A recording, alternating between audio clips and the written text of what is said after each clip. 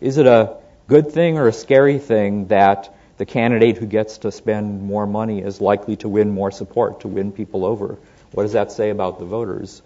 The romantic notion of electoral politics that we inherited from the progressive era had the ideal voter being somebody who would pay careful attention, learn a lot about the campaigns and the issue positions of the candidates, weigh the issues all the way through the campaign, listen carefully to what the candidates were saying, remain undecided, and then at the end finally come to a decision. And the people who had already made up their minds early were the kind of not very well-informed partisans who supported one party rather than the other and were voting for the party rather than the man because they had some ethnic attachment to the party or because they had inherited a party loyalty from their families.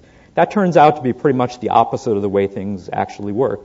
The better informed and more attentive people tend to be more partisan and tend to have made up their minds before the campaigning has really even gotten underway.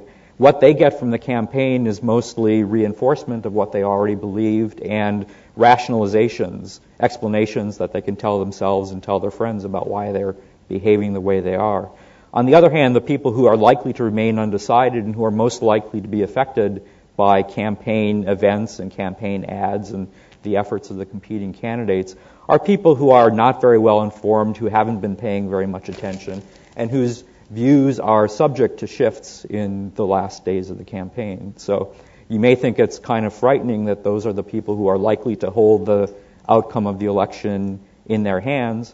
On the other hand, at least they're learning something from all this campaigning that's going on. People denigrate these 30-second ads. What a waste of money. People are being misled by all this stuff that doesn't have anything to do with the real issues. But if you look at where these undecided voters are actually learning about the candidates' positions and coming to conclusions about which ones they ought to support, mostly they're learning things from the ads. They're not paying a lot of attention to news reports. They're not listening to the campaign speeches. They're not spending a lot of time on websites.